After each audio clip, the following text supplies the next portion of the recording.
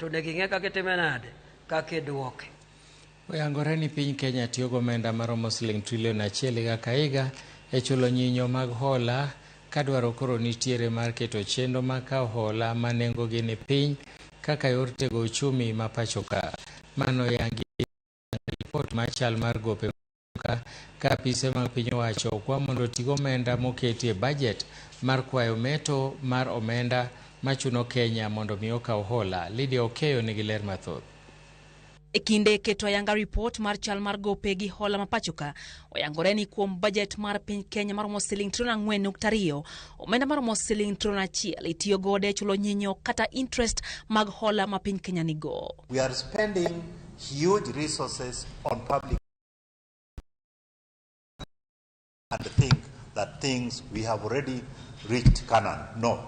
Kao keto ayanga report makamano, Director mar duol marango chal mar gope mapachoka Rafael Otieno oyango ni ma en gino mayuayo uchumi mar piny Kenya chien, ka bende oyango yore duoko piny nyinyogo kokalo kuom chenro mag kawo hola ma nyinyo mag ni piny, keto agula achiel e migao mar omenda e kind mamoko. The National Treasury undertaking operations such as the debt swaps, which essentially our aim will be to issue instruments at lower interest costs and use those instruments to take out the debt instruments that are very costly.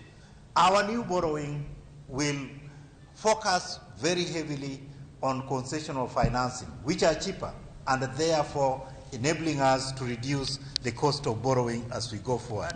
We are having also other measures such as the implementation of the Treasury single account, which should also help us avoid things such as paying interest on overdraft that the government may not need at any given time. Migepe mopogore opogore mag piny Kenya okwa mondo mi otem matek otigi omenda moketne gi tenge e budget kendo githegre gi chwalo kwayo mar meto mar omenda madhiro Kenya e medo kawo hola. Article 223 is expenditure outside what we planned in our budget. We must borrow sometimes to finance issues that were left out of the budget for valid reasons, but which we must now bring back on board. Granted that some of the issues are uncontrollable. We have heard about the droughts, but there are also issues. People are coming to ask for money for cultural events. People are coming to ask for money to buy additional vehicles.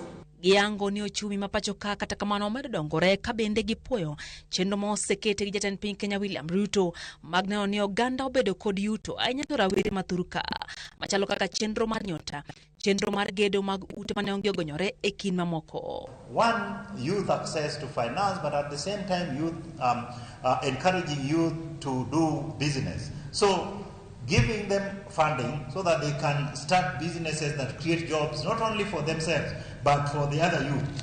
In the affordable housing program, out of the 800 contractors that are implementing that project, the bulk of them are the local contractors. So that is building local capacity, enabling them to create jobs for our Kenyan youth instead of letting the earnings from the project implementation be taken out of the country.